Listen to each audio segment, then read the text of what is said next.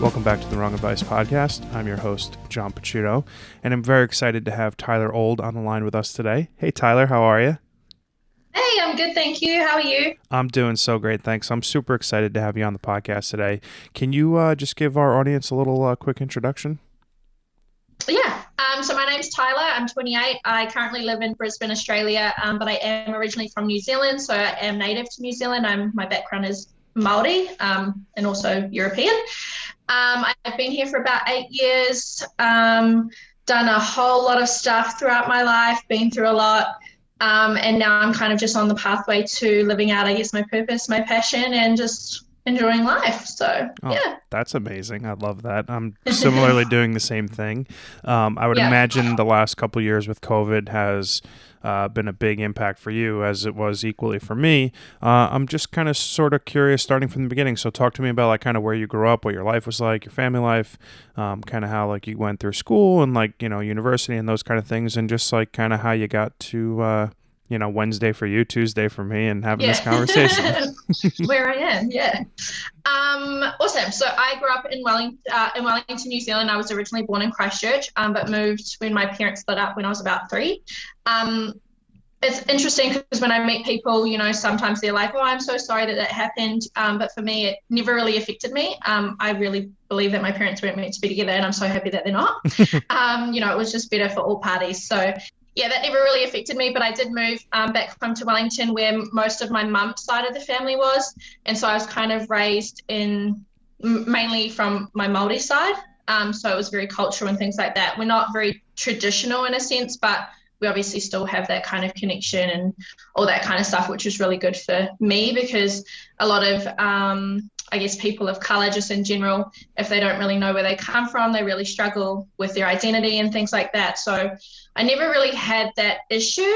But at the same time, I am a lot lighter skinned, as you can tell.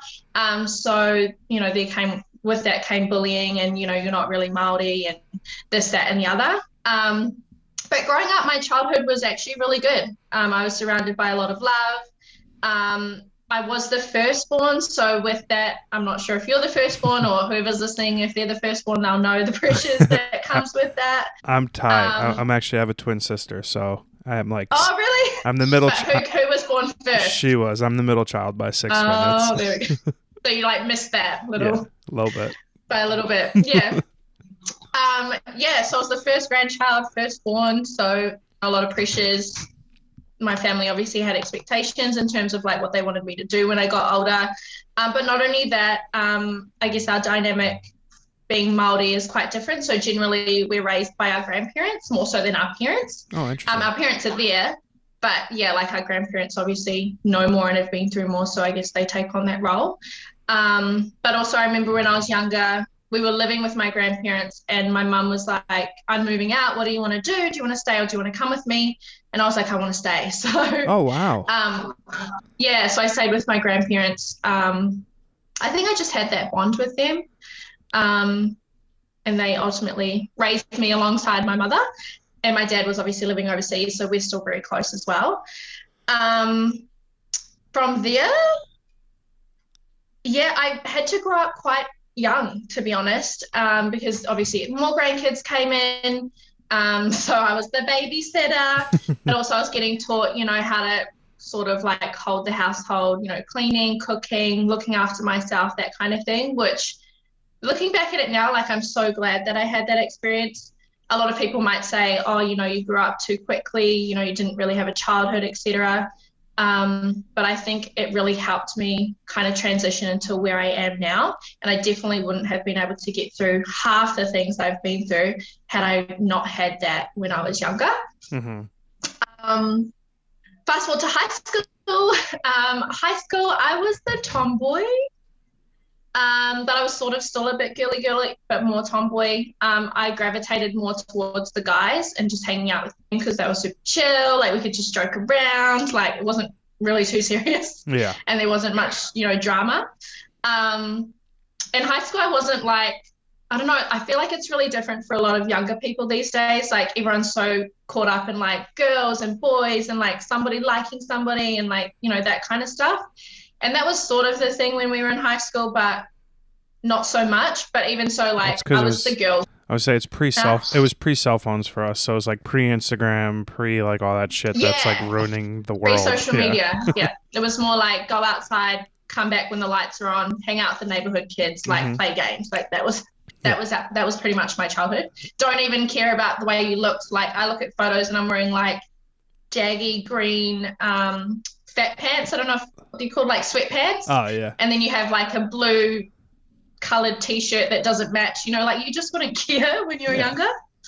And I had like a bowl cut. Like people thought I was a boy at one point. Like I was really living life back then. Yeah. So I guess there is a bit more pressure, but yeah, in high school I was more the girl guy. Like I wasn't somebody you would date. I was more just someone you'd hang out with and have fun with and whatever, you know.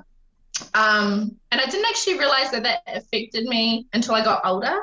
But also, everyone in high school, if anyone's like listening to this from high school, everyone in high school, you won't like later. Like you'll look back at them and be like, ooh, why did I like that person? So don't even stress. Yeah. And then you'll elevate as well. So don't even worry. Totally. Yeah. And then from there, I went to uni. I was the first in my family to go to university and graduate. And it was kind of like a kind of preconceived path. I don't know if that's the word, but like it was like a given that I was going to go to uni Hmm. because I was the firstborn and like, you know, the family wanted me to go to uni and like uni was the way you should go.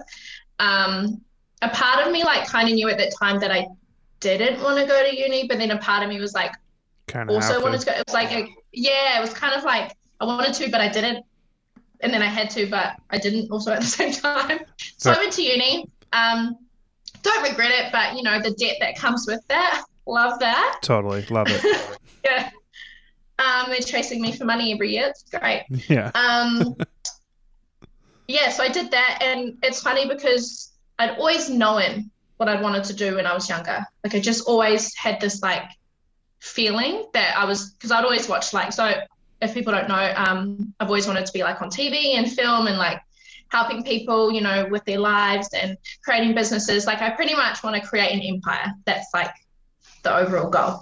It's awesome. And so I kind of always knew that when I was younger. Like I would watch TV, like MTV and E Channel and all that kind of stuff. And I was like, yeah, I'm going to do that one day. But I'd never voiced it because I was super self-conscious, like when I was younger. And it's funny because like my life kind of took me on a different pathway, but then kind of went full circle and brought me right back to this moment doing the things that I want to do. But yeah, I went to uni. I went to originally study TV and radio. Oh, cool. And then I ended up going to Auckland in New Zealand, which is another city, to study. I was actually bullied at university. What? Funny enough. That's yeah, not I was funny. bullied at uni. Well, but it's like, come on, we were like in uni, like Yeah, we really should be old past for this. that. Yeah. Yeah, but yeah, I got bullied there, and I also struggled like being away from home a little bit. So young, I was like 18, 19, I think. And back then, like you think you know it all, but you don't. True. And I was a huge partier back then, so like it was like, should I eat and pay rent or should I go out and party? Go out and party. Go out and party. Yeah, was my thing, and I'd just make it work somehow. Yeah, so then I was only there for 6 months, and then I moved back home. There were some other things that kind of made me move back home, aka like a guy and like issues and stuff like that. It was so not healthy, but Yeah. we might get to that later. Yeah. And then, yeah, I moved back home and I wanted to study the exact same thing, but unfortunately they didn't have the exact course. So I did something similar, which was PR and media. So it was like kind of the same trajectory, but not.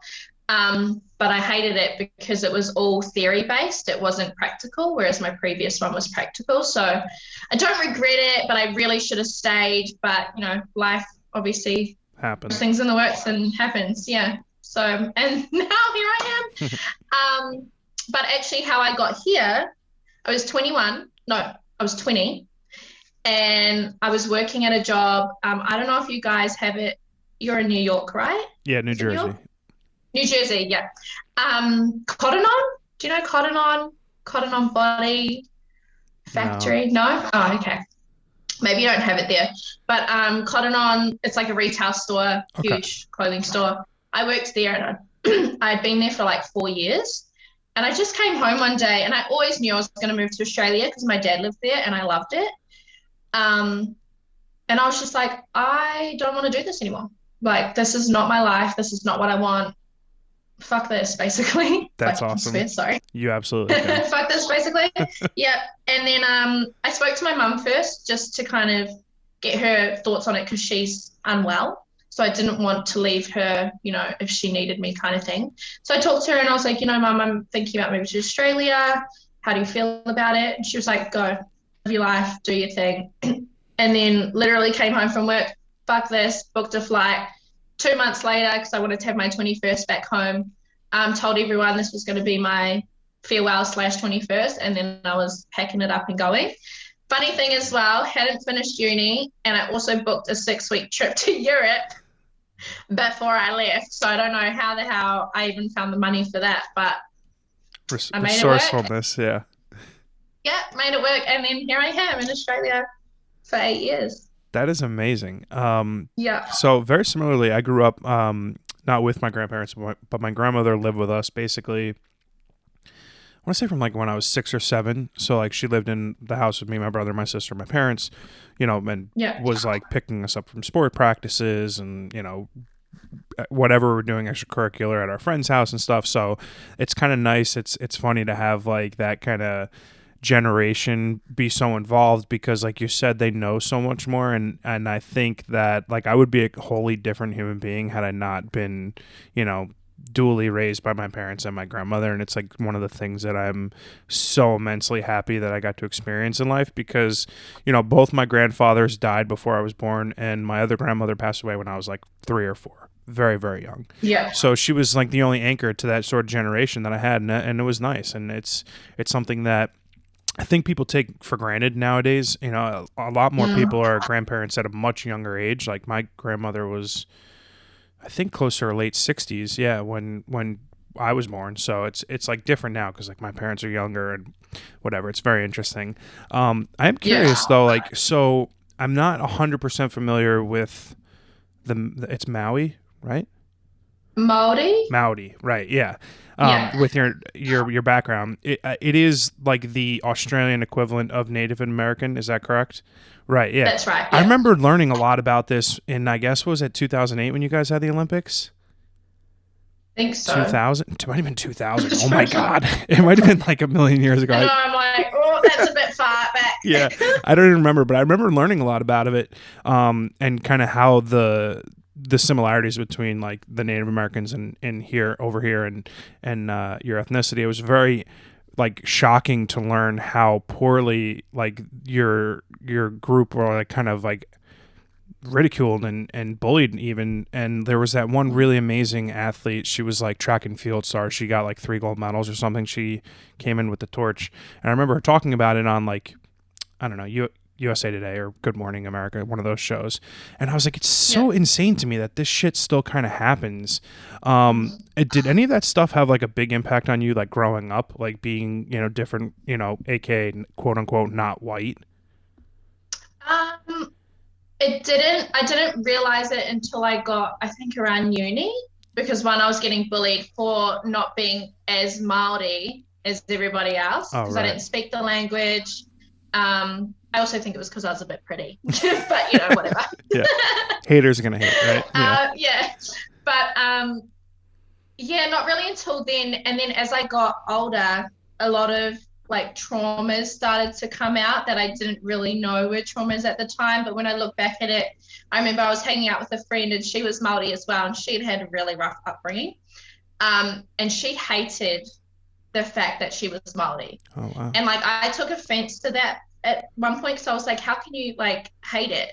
But then when I got older and I was going through these things, like I started to develop a little bit of a hate towards it, only because, people look down on us and we go through certain things differently than I guess white people, I guess, in the sense of like upbringing and like what we go through and what we have to endure.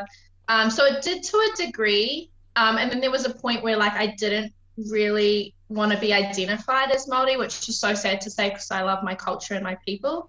but you just obviously have to go through the motions. But yeah, it did affect me a little bit, but not on a grand scale. Oh, that's nice. I mean, Like some people kind of don't know who they are without it, whereas I feel like I sort of still did have that connection to my ancestors and Māoridom and stuff like that, so it didn't hit me as hard, yeah, that's I nice. guess. I mean, I give you credit for that because you're kind of like one foot in one world, one foot in the other world. So like you're not, you know, Maori enough to be Maori. You're not white enough to be white. It's like Yeah. has the makings of a very good movie. You should probably start writing that. Mm. I'll um, take that idea down. Thank you. yeah, no problem. So I'm super Actually, curious. but true though. Yeah, Yeah, true. Actually, yeah. I mean, yeah, it's like so I grew up in like a very fairly affluent upper middle class neighborhood. Like a lot of my friends' parents worked on Wall Street and owned their own businesses, and it was mostly like there was no. I want to say it was like 50% like Italian Americans and 50% like Jewish Americans. So like the right. only real differentiation there is based on like religion and whether your grandparents were from Germany or Italy. That was literally the only thing Yeah, separating us. There was no giant ethnic sort of background difference in really anything. Everyone could trace their parents back to like the Mayflower, and there was yeah. nothing like that growing up. And it's just crazy to me, especially because you're saying like you didn't have any issues with it until college when people are older. It's like, wouldn't you think that would be like when people would be much more tolerant of other people? Like that's crazy. And it's also interesting that it was from my own people, Yeah. not necessarily, European. Um, it's something, and some people will probably hate me for saying this in my community, but it's such a big thing. Like we're trying to be connected as a group, but then we segregate ourselves within the group, and it makes no sense. Like Yeah. Māoris can be quite jealous of other Māoris, especially if they're doing well. Mm. And that's obviously because they haven't decided to go down that pathway and they decided to take up things like drugs or alcohol or gangs or whatever. It's actually funny too, because when I was growing up, when I was younger, my family were actually living in a really higher end suburb. Mm-hmm. We were the only brown family. I didn't know this because I didn't notice it at all, but we were the only brown family in that area Oh wow. at the time. Yeah. And then my pop was a cop, and then stuff happened. He obviously retired from the force, and then he went to start his own business, and I don't know what happened, but it didn't work out. And then we had to move because we weren't able to upkeep it. Mm-hmm. From this is what I've been told. I don't really know if Yeah, it's you were young. Yeah. 100%, but this is what I've been told. Yeah. And then we ended up moving to a lower socioeconomical area. And then we've pretty much been there my whole life. But yeah, originally we did start in a very nice area and then ended up on the other side, which was fun. It was an experience in itself, that I area. feel like I wanted for nothing as a child. I had two very hardworking parents. I wouldn't say Yeah. like we were rich. We're more than above average. Like there was never an instance where like I had to struggle with getting sports equipments or anything like that. And Yeah. I think even in the instances where like people that I grew up with maybe didn't have money or had an exorbitant amount of money, I felt like my community was super good about like being very normal about life. And it didn't get till like later on in life in my 20s when I started to realize how there were some fairly dramatic differences in the socioeconomic livings Yeah. of people that I grew up with. It's funny you say that because the area that I lived in, when I tell people, it's considered the hood in a sense, I guess, not as intense, I would say, as we, in America, but it's Yeah. considered the hood. But when I lived there, like it never felt like that. Like it just felt normal. Like it wasn't like you would see drugs and guns and like everything, on the streets. Like we would be able to roam around and hang out and just be kids, but you would know like, oh, that's a gang member or this person, stay away from that person. Like, but it was Yeah. I never felt unsafe or anything. It just felt normal. But when people hear it, the name, they're like, oh my God, you lived there? Like, how was it? And it's like, it was literally just normal. And Yeah. most of the kids I went to school with, yeah, their families were in gangs, but like were the nicest people ever. Like I would just see them and be like, hey, and they're like, how do you know them? Like, why are you talking to them? And it's like, it's normal people. They just have a patch or they just went through some stuff and they like take alcohol and drugs. Like, Yeah, it like wasn't really, normal life shit. Yeah, it's yeah. you look at like a place like New York City. Like when I was a kid, probably from the mid, early to mid '80s to like the mid '90s, like New York City was terrible. Like the amount of times that I went into the city to go to like a Yankee game or to go see a Broadway show, like it was very infrequent. It didn't get like quote unquote cleaned up till sometime in the '90s, like where like a lot of the rundown buildings got knocked down and new things went up, and like they addressed the homeless problem and the drug problem. And there was like so many things. I mean, like every major metropolitan area in the world goes through these things, and Yes. it's just kind of like a factor of life. So I'm curious, what do you do like work wise now? Like you said you're like living out your dreams. So like, what do you do? So I do a lot of things. I've had like, I would say probably like 17 jobs, I think I counted, or maybe more. Wow. Yeah. I do not like working for people. I don't hate it initially, but then I get to like, well, now it's like the 2-week mark and I'm like, fuck this. Yeah, it's pretty bad. But I've been working towards this for quite a while, and I think I just got to the point where I started to really believe that I can do it, and I was just like, screw it, quit your job, let's just go in, let's just do it, get it done. So at the moment, I've created a brand which is called Five-Headed Lady, and the reason it's called Five-Headed Lady is because I used to get bullied for my forehead. You can't see it now because it's covered, but I have quite a large forehead. Okay. And it used to be the only thing some like people would bully me about. And so it used to really rain on me, like my self-confidence and stuff. But now as I'm older, like I don't care. Yeah. I have a big forehead and what? Yeah, big deal. So that's why I've created it, Five-Headed Lady. That's what it refers to. It's pretty much like a fuck you to everybody who like bullied me and stuff like that. That's awesome.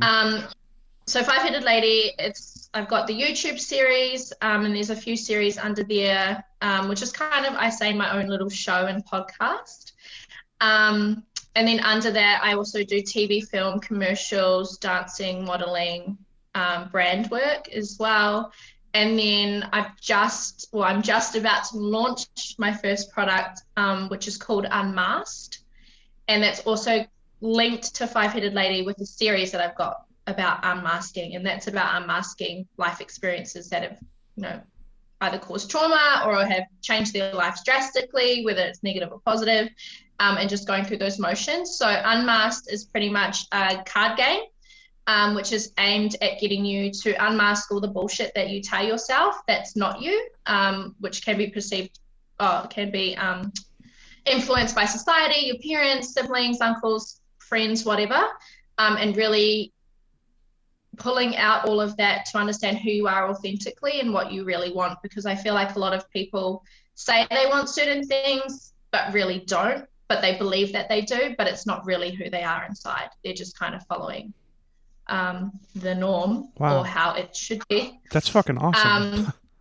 Yeah, so I'm launching that tonight. Oh my God, no, literally today? Literally today. Oh my God, congratulations. That's so fucking cool. Thank you. Wow. Yeah. This is like a huge day for you, and I get an hour of your time. Oh my God, I feel so privileged. That's incredible. I've also got to go down and do a photo shoot too after this. That's so fucking awesome. It's a lot today. I am actually a photographer, so I nice. wish you well. That's so fucking cool. Wow, that's amazing. Thank you. I'm super curious to like ask the tough question is like, what was it about like something that transpired in your life somewhere that kind of, I mean, there has to be like a cause to this like unmasked brand idea, etc. So like, I'm sort of curious something like what was like the catalyst for creating this? Or was there more than one? Yeah, there's like, it's like a whole thing that just kind of ties in. So I'll try and narrow it down as much as I can. But when I pretty much this whole journey of like unmasking and healing and stuff really started, I think, when I was 21 and I moved to Australia. I think without realizing it, I was sort of running away in a sense, but I did want to move. But I was sort of running away from things back home because I'd been through so much crap back home that I just wanted to about it. So I came to Australia. I didn't know at the time, but I sort of had an idea that I was depressed. I became suicidal. I never, ever liked drugs, like ever, until I moved to Sydney in Australia. And if people have been to Sydney, then you'll know what it's like. It's like drug central. Oh, wow. Really? I didn't know that. Yeah. well, they have a place called King's Cross. I don't know if you've heard of it.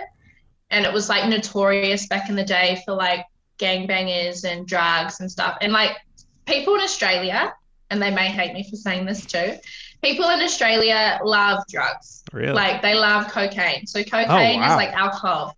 So if you go out, most people, not most people, I shouldn't say that, sorry, but a A lot of fair bit, people yeah. here would rather be on coke than drink. Wow. It's like their alcohol. Yeah, it's That's really weird. wild. Yeah, It's like all of it Sydney might have is, changed now. I would say Sydney's like But Vegas of Australia. yeah, yeah, that's what it is. Yeah. And then Brisbane is like LA, Hmm. sort of. Yeah. Yeah, so I was then exposed to drugs. And I didn't realize at the time, but I was doing it to like kind of shield my pain Yeah. that I was feeling. Numb yourself, And yeah. I was partying a lot more, like I was just drinking like all the time. And then I started to notice that like my mood would just always be down, like I'd not want to get up and like all this kind of stuff. And I was like, what's going on? And in New Zealand, mental health, it wasn't a big thing. Like you don't talk about it, you just deal with it. And that's why we have a high suicide rate in New Zealand. um, so going through that, I didn't really talk about it. So I was just like, oh, I'll just figure it out. And then it got to the point where I had my first anxiety attack. I was on the way to work, actually. I just started a new job and I was on my way to work and I started thinking all these thoughts and I couldn't stop them. And it was like, what if you just jumped in front of a train? Nobody cares about you. Nobody loves you. Like, Oh my just do God. it. I was literally about to jump, like get off the train and then just go and walk in front of it. Like, that's how bad it got. Wow. Um, and then I had the anxiety attack. I ran to the bathroom at the train station and I just like bawled my eyes out. I called work and I was like, I can't come in. I was like hyperventilating. They're like, are you okay? And I was like, yeah, like trying to mask it, like I'm fine. And then I ended up going home. And then what happened after that? Oh, I almost overdosed on drugs. Uh-huh. I went to a festival and I took more than I should have. And then I went to the emergency like tent thing because I was like, I don't feel good. Like this is different. And so I went there and I literally passed out. I don't even remember, but apparently I passed out. And then I woke up with all these people all around me. And the weirdest thing is I had my friend's bag and I was more concerned about her bag because I didn't want to lose it. And I was like, where's my bag? Like with all these people around me and they're like, it's right here. And I'm like, okay. Yeah. Yeah, and I literally I don't even know what I was thinking, but that happened. And then from there, I went to Europe, partied the whole time, came back from Europe, was sitting there, and I was literally in so much debt. It was insane. And usually I'm pretty good with money. So like seeing it, I was just like, what the hell? I literally bawled my eyes out and I was like looking at the bathroom because my flatmates had a medical problem as well. So she had all these pills in her cabinet. So my thought was, I'll just go pop pills and just see what happens, Okay. hoping that I would not be here.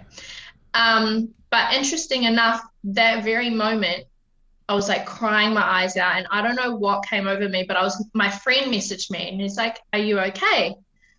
Like out of the blue. And I was also talking to another friend and I just told him, I don't want to be here, haha, or something like as a joke.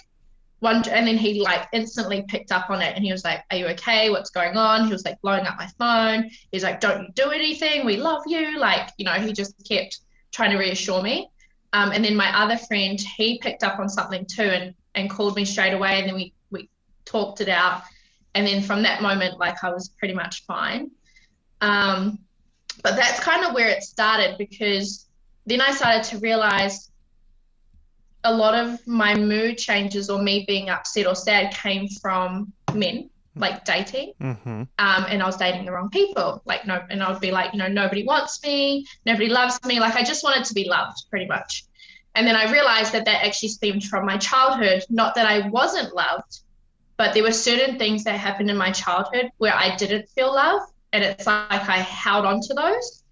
And that was kind of the catalyst for, you're not loved, you're not worthy, nobody wants you, rah, rah, rah, rah. Totally. Yeah. And it's really funny. Well, it's not funny, but it's funny Yeah. because I look back on it now and like my dad wasn't here physically, but he was the best dad ever. Like if I could talk to him about whatever, like boys and stuff, he would be there, you know?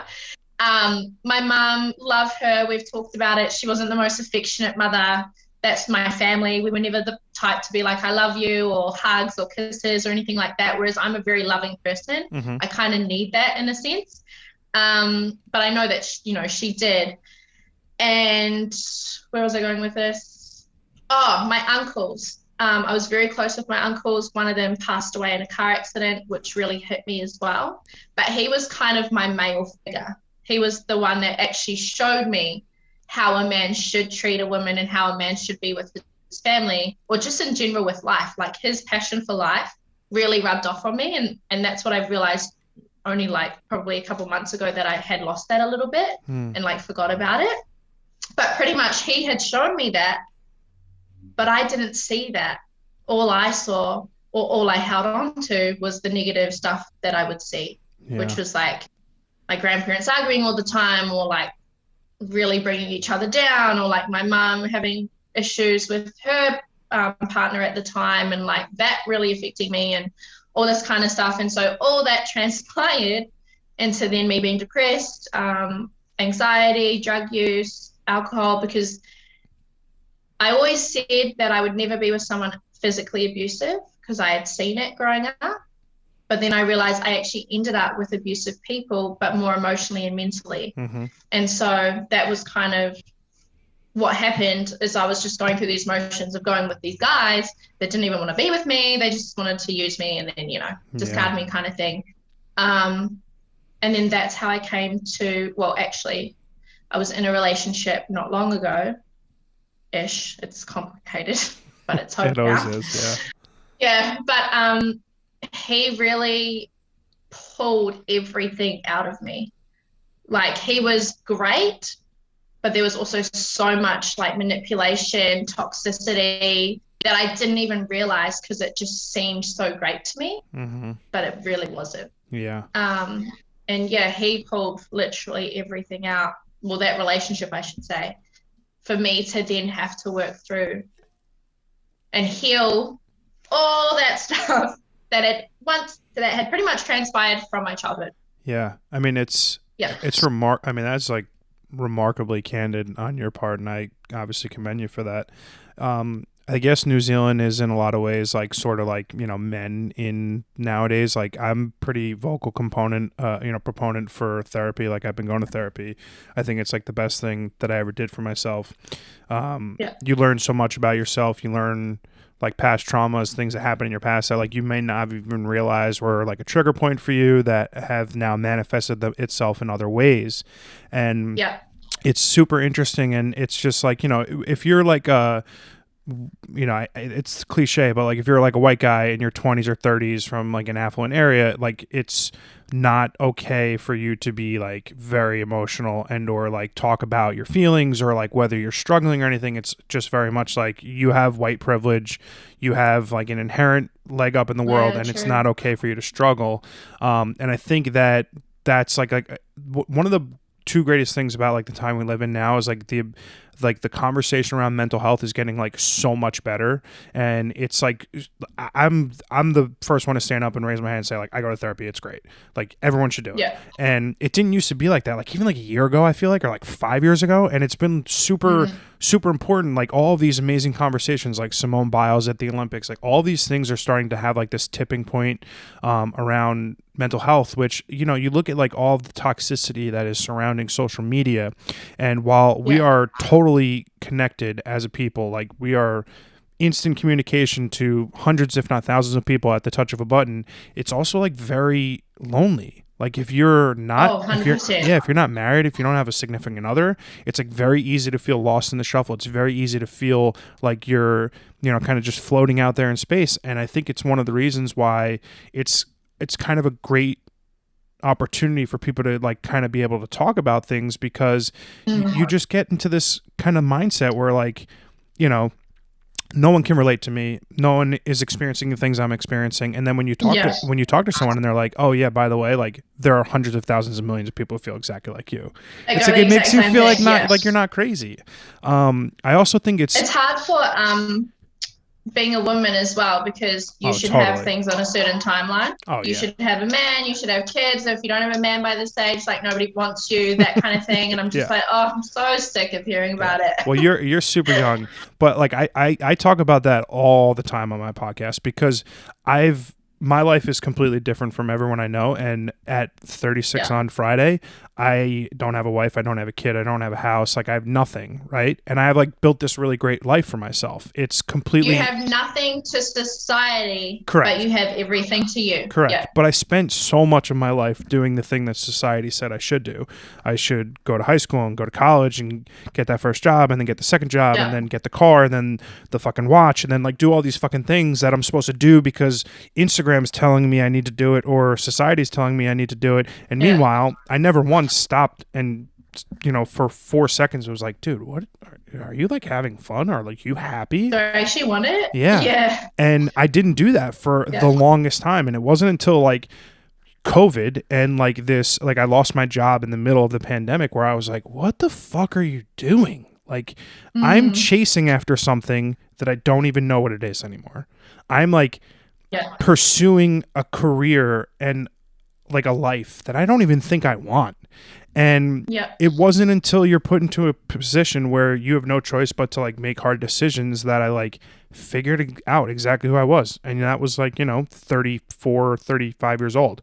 And Yeah. it's like the most rewarding slash terrifying slash amazing thing because it's like I feel more at peace and comfortable with myself.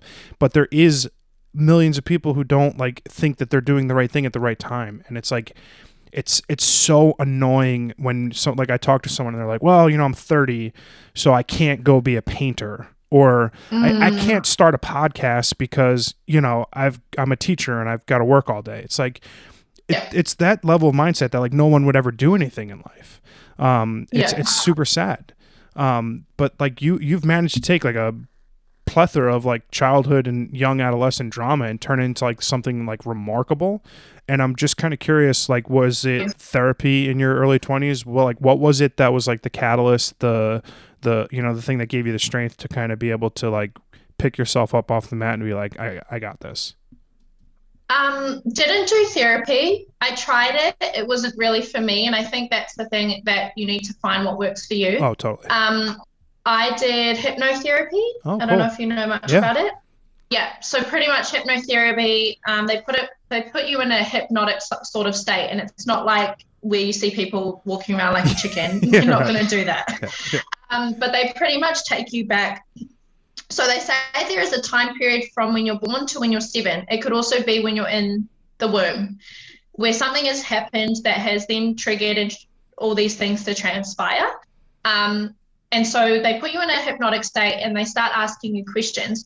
Pretty much the first thing that comes to mind is what was the trigger, or what was the age that something occurred, and then you have to go in and figure out what it is. And when you find that thing, and it could be something so simple, like you wouldn't even think that has then transpired into what it has. But it could be a situation, they pretty much take you back into that situation, but from a bird's eye view. So you can see it from an outside perspective, not necessarily one-on-one how you were in the moment. And then you start to see like things from a different perspective.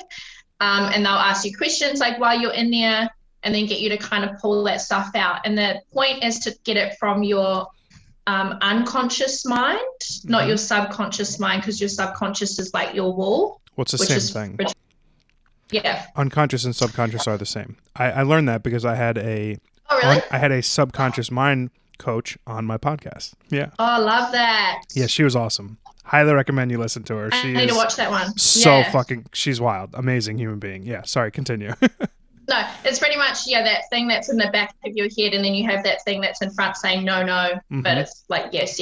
Yeah. So that one, they pull it out, and that's pretty much the thing. That's amazing. That's created it. I've learned so much. So that was it. Yeah, I've learned so much about the subconscious, unconscious mind, and I think it's partially the catalyst for my success. Man, I gotta fucking stop saying catalyst. It is. Yeah, that's your favorite word. I know. It's like I haven't said it in 7 years. I've said it 55 fucking times on the podcast today. No, but I was talking to this woman, Betsy, and inside of me somewhere, I don't know where the fuck it came from, I have this utter belief that I'm going to be successful no matter what I do in life, and it's going to work out. And it would have been playing professional sports or fucking being a photographer. Like, whatever it was going to be, I'm going to be a success doing it. It may not be the first day. It might be the 555th fucking year, whatever it'll be. I'll be successful. And learning about how that deep-seated thought process consciously allows you to build yourself towards these goals was something that I had no clue about.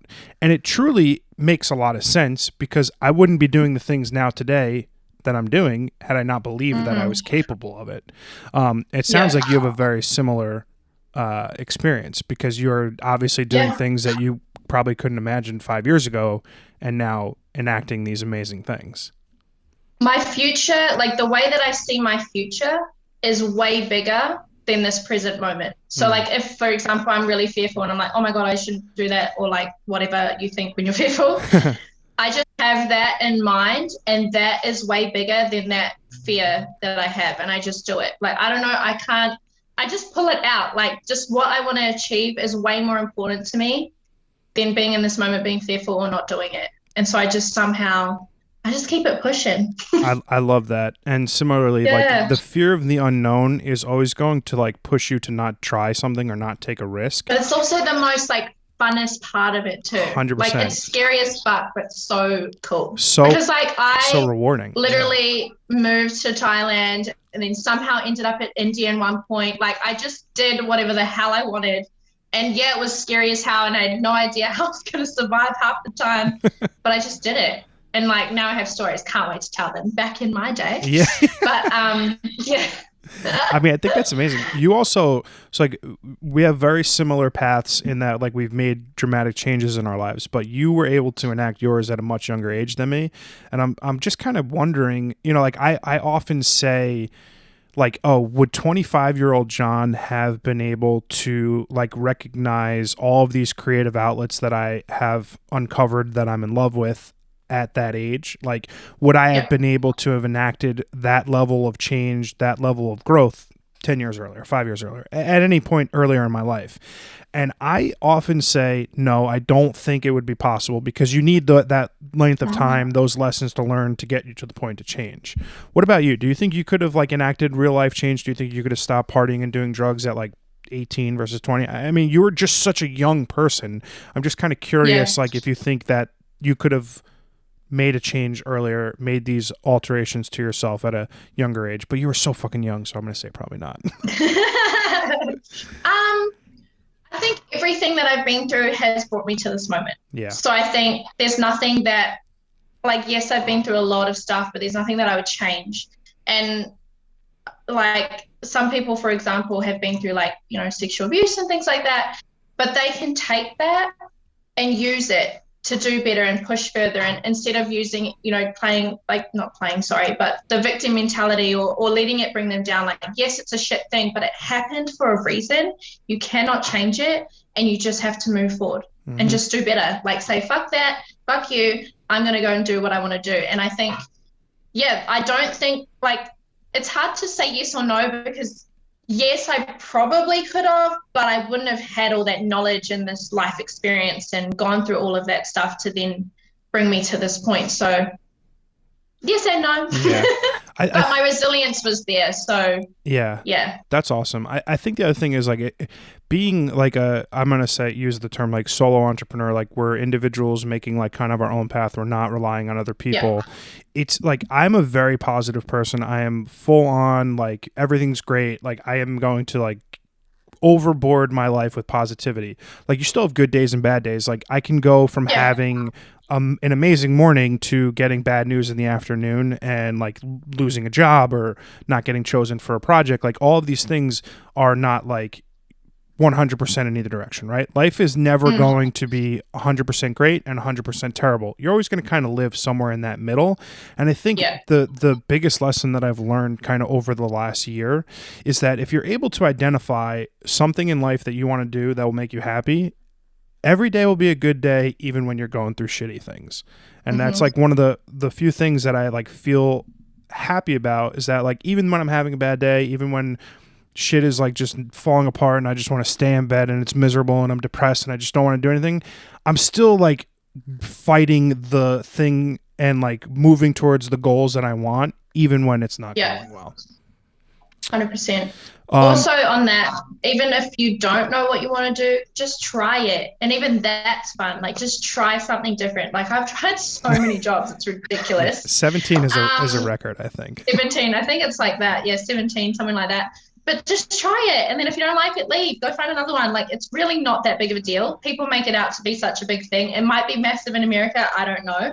Here it's not. Like, well, I don't think so. I do it. And I've had no issue finding a job or doing something that I need to, you know, be able to survive or whatever.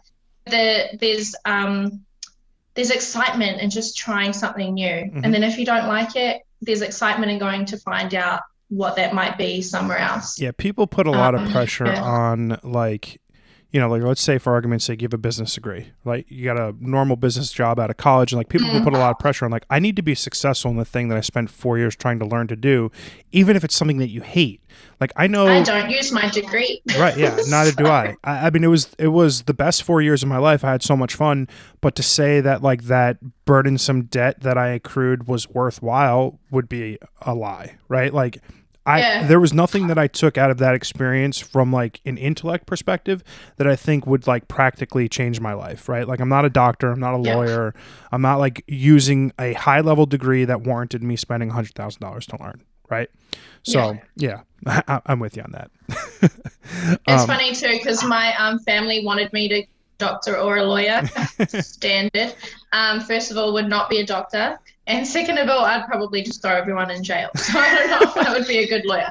But I forgot what I was going to say with this. University. No, I lost it. Okay. Yeah, I lost it. I was going to say the one thing that like I think that's mostly important is that like there's so many hours in a day. Like if you work 9 to 5, from 7 to 10, you can be an artist. From 10 p.m. to 2 a.m., you can be a DJ. Like there are an infinite number of things that you could do with your time. And like I'm pretty comfortable saying that like there's like a 50 to 55% of the population who enjoy what they're doing for a living. It's not 100%. So like fill your time up doing things that make you happy and not necessarily things that pay your bills. They can be completely separate. I think America did a study on it, and it was like 73% of people hate their job. Oh, wow. Okay. Yeah, I'm pretty sure. I think Arnold Schwarzenegger was saying something about it, but yeah, it's a thing. Yeah. And that's my thing. I'm just like, I know you have to pay bills, but so do I. Yeah. Like I have an investment property, so it's got a mortgage and all that crap with it, and then I obviously rent, and I've got my lifestyle. You just make it work. But I think also people are so consumed with how it looks to other people. Like if they left their, say, management job and then went and got a cleaning job, like they're so encapsulated by what that person's going to say, like, oh, you're a cleaner. Like, yeah, I'm a cleaner. It's perception versus reality. Like the perception is like, as long as my Instagram says I'm doing well, I'm doing well. And the reality is that life is a lot more complicated than the things that we show online. Oh, 100%. And social media is a lie. I see so many people editing, like we all know this, but like you see so many people editing like Lamborghinis and stuff in their photos, and they don't even own the bloody Lamborghinis. So don't even like look at that stuff and think it's legit, because it's so not. Yeah, it's a big show. And like at the end of the day, the people that go through that level of like well, they're not really self-aware, I believe. Like they really haven't deep dived into that. It is a level of narcissism that I just truly can't relate. I'm a pretty lay it out on the line, I am who I am kind of person, and I just couldn't imagine like buying followers or like whatever it might be that just like is remarkable to me. I don't even buy coffee. Like why would I buy followers? Yeah, right. Nope, not happening. I like to spend the last bit of every podcast doing sort of like a rapid fire question. Some are super easy, some are like a little bit more in depth, but you know, first one or two things that come to mind, whatever is easiest for you. But first things first is no pressure. No pressure. What's your favorite book? Oh, The Subtle Art of Not Giving a Fuck Oh, is so one. There's good. two. Yeah. I actually love that book, and I just love. And one more was 50 Cent's book. Get Rich or Die Trying. Yes, Yeah. it was actually really good. Would highly recommend. Yeah. Yeah. Very good. Yeah. What's your favorite movie? Oh, that's a hard one, but I do love the Fast and Furious franchise. Yeah. No complaints. I'm with you on that. They're Yeah. very, very entertaining. I mean, the last one, they went a bit overboard, but the originals, yeah. Totally overboard. They definitely Yeah. had to No go to one's going to space. fucking space in a car. Like, what the fuck are you on about? Stupid. What's your favorite food? Um, Anything chocolate. I mean, food, sweets. Okay, Yeah. fair enough. Anything. Do you believe in an afterlife? Yes. What's your big 100%. What's your biggest fear? Not living out my purpose. That's pretty good. What's your biggest dream? Ooh. To be the first Maori female billionaire in the world. Fuck yeah. There's none? Yeah. There's none. Okay, funny story. All the millionaires and billionaires in New Zealand are white males. Wow. Well, male part I get, Yeah. but There's only one guy who has just been deemed billionaire, and he is a white male, but he actually grew up in the suburb over from mine, which is considered more hood than my hood. So that's a positive. But yes, I would like to be the first Māori female billionaire. fucking love that. Yeah. What inspires you? My future self. Oh, I like that too. What gives you confidence? Oh. Dressing up, showing up as my best every day. Cool. What's one piece of advice? What's the best piece of advice someone's ever given you? Just do it. Are you happy? Yes. Okay, last question. What's something that you If you asked me that like 6 months ago, I would have not been able to answer that. That's okay. If you asked me that like 3 hours ago, I would have said no. So that's fine. Last question. What is something that you've recently consumed? Like could be a movie, podcast, TV show, book you've read, literally anything that you've recently consumed that you would like to recommend for everyone hearing you on the podcast today. I actually just watched the interview with, I think it's London Real and Elena Cardone. Okay. And I actually loved that interview. Yeah, so I'll jump on that. Okay, cool. Tyler, I think you're fucking awesome. I am so appreciative of your time today. We did that in a land speed record, and I'm very, very, very, very thankful for your time. I have a very cheesy line. If you've been on my podcast, you're part of my family now. So thank you so much for coming on, and definitely look forward to doing this again sometime next year. And yeah, just thank you so much for coming on. Awesome. Thank you so much. I actually had a blast. So I'll definitely want to chat more because I feel like there's so much more we can deep dive into. That would be amazing. Thank you so much.